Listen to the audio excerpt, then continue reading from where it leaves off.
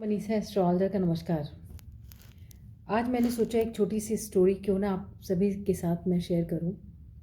Story है ज्ञान का आकलन। सीखना और पैसे कमाना हर कोई चाहता है।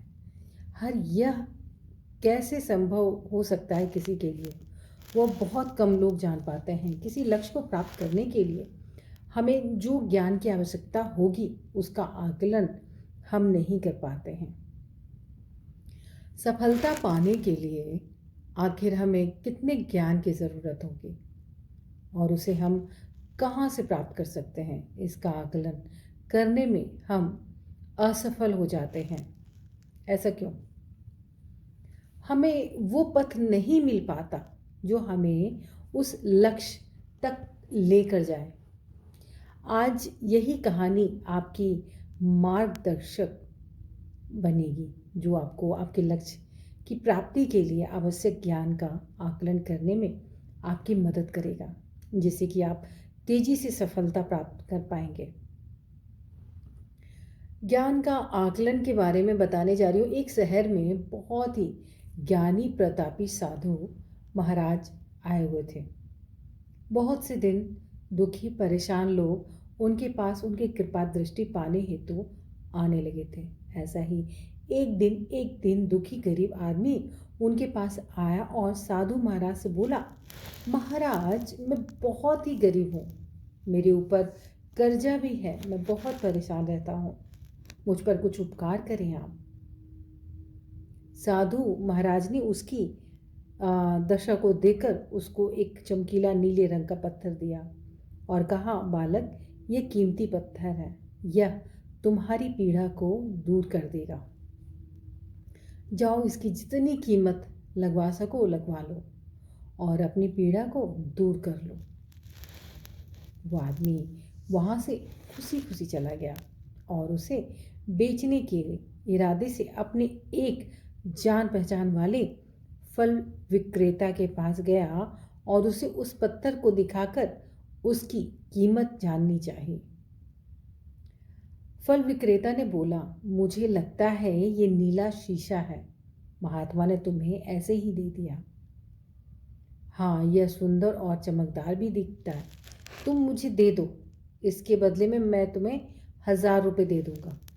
बस 1000? वह आदमी निराश होकर अपने एक अन्य जान पहचान वाले के पास गया जो कि बर्तनों का व्यापारी था। उसने उस व्यापारी को वही पत्थर दिखाया और उसे बचने के लिए उसको कीमत जाननी चाहिए।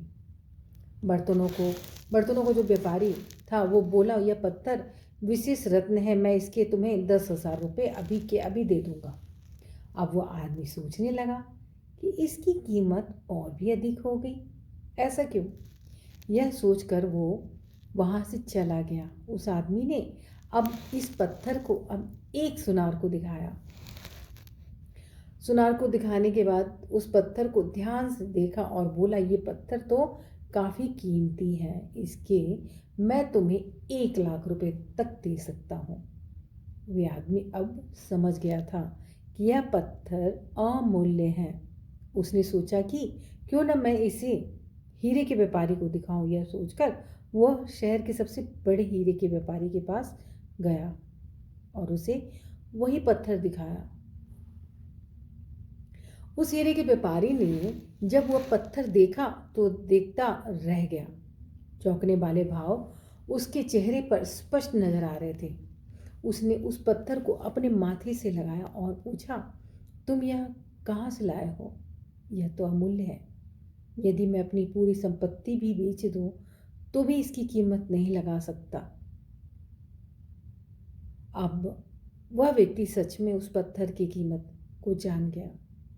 कहानी की सीख, जैसे उस हीरे की कीमत का सही आकलन एक हीरे का व्यापारी ही कर पाया, ठीक उसी तरह आपका लक्ष्य भी एक अनमोल रत्न है और उसकी कीमत यानी उसको प्राप्त करने का ज्ञान आपको उस रत्न का व्यापारी ही बता सकता है या बता पाएगा।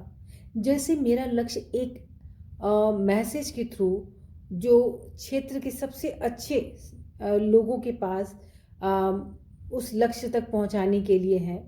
जैसे यूट्यूब हो गया, गूगल पर हो गया, या किसी भी प्रकार की सही ज्ञान मिल सकता है, जो इस तरीके से आप सर्च भी कर सकते हैं। अपने अपने लक्ष्य को पाने के लिए कई तरह की एक्टिविटीज़ पे आप मतलब ध्यान कॉन्सेंट्रेट करते हैं। ठीक इसी प्रकार गूगल में उपलब्ध उन सारे वेबसाइट के नाम लिखूंगा जहाँ से मुझे सही ज्ञान प्राप्त होते हैं।